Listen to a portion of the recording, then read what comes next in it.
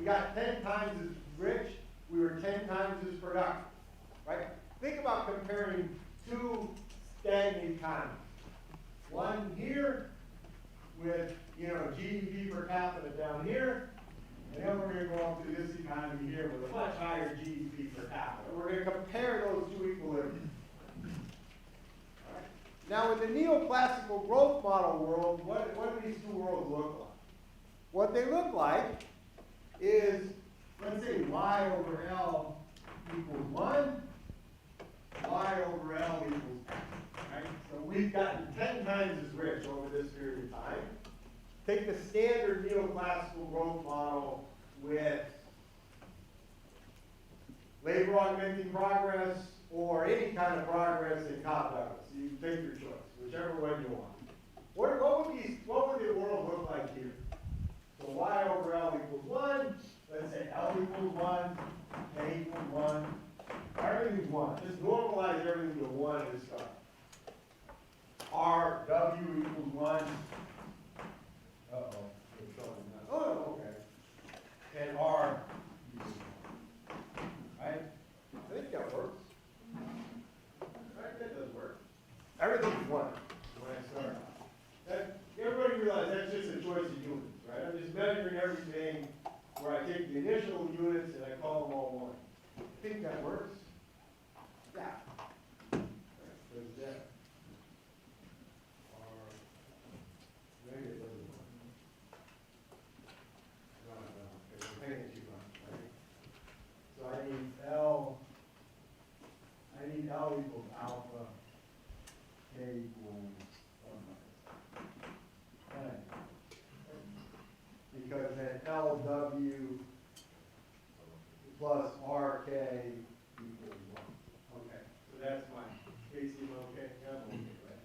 Yeah, so that's going to be my initial condition. What does the neoclassical growth model say the world would look like when y over L is now equal to 10? What would they be?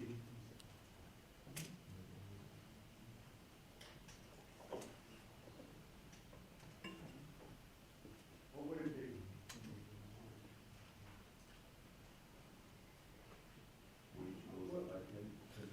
Yeah. W, call this period 0. I'm not even sure my units are right now. What does that mean? Call this period 0. W1 equals 10 times W0. R1 equals R0. Y1 equals 10 times Y0. R1 equals, I did R1. K1 equals 10. K0. L1 equals L1. That's a simple world. That over a period of time, we got 10 times as productive. Labor share stays constant. Why? Because the wage per unit labor goes up 10 times, while the quantity of labor stays fixed. On the other hand, on the capital side, the return per unit capital stays fixed, but we have 10 times as much capital. That's the classic neoclassical growth model of the world. So y over L is staying constant. Labor share is constant because the price of labor is growing as fast as the quantity of capital.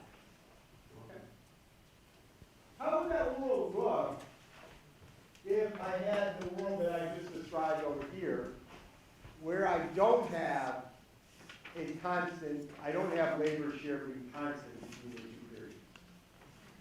Okay. Think about what it would look like. What would the world look like? Well, we would still have to have what? We would still have to have delta R equals 0 because we got this long run perfectly elastic supply of capital. Right? The way to think about it is this. We had this huge increase in productivity that raised the return to both capital and labor.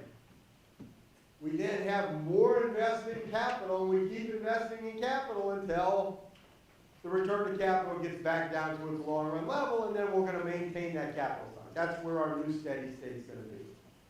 So we're going to maintain delta R equals 0.